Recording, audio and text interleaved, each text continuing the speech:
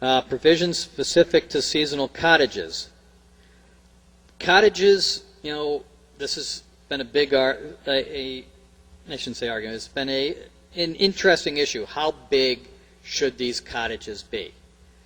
I mean, you've got people being crowded into, if health regulations were ever strictly applied in this area, and if someone applies for a rental permit, then suddenly they put themselves into it, that you're supposed to have 200, I believe 200 feet for the first person, and 150 feet for the first person, and 100 square feet for every additional person.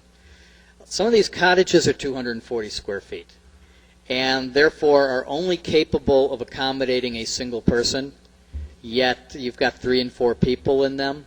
And so the issue is, people are cramped even under normal standards, but for health, but they're also just, you know, there's almost no elbow room in some of these cottages when you just have your normal family there, even if you're a little bit bigger.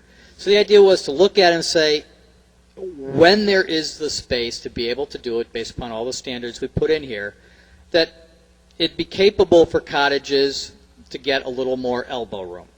And ultimately, looking at the various sizes that are out there, we have cottages ranging from 240 square feet up to 880 square feet. And so we said, okay, we'll define a cottage of having a maximum footprint of 900 square feet. And you know, that would be the largest size you could have for a cottage. They may be 1.5 stories tall, provided that the half story is located under a sloping roof so that we get some design to it, and that the floor area for that half story is essentially limited to the building code requirements, which is that you can have on that half story, you can have floor space with a 7-foot ceiling equal to 1/2 the floor space that is on the floor immediately below. So that essentially establishes a maximum floor area of 1,350 square feet of living space, which there's at least one building down there at Chase's Ocean Grove that will still be non-conforming.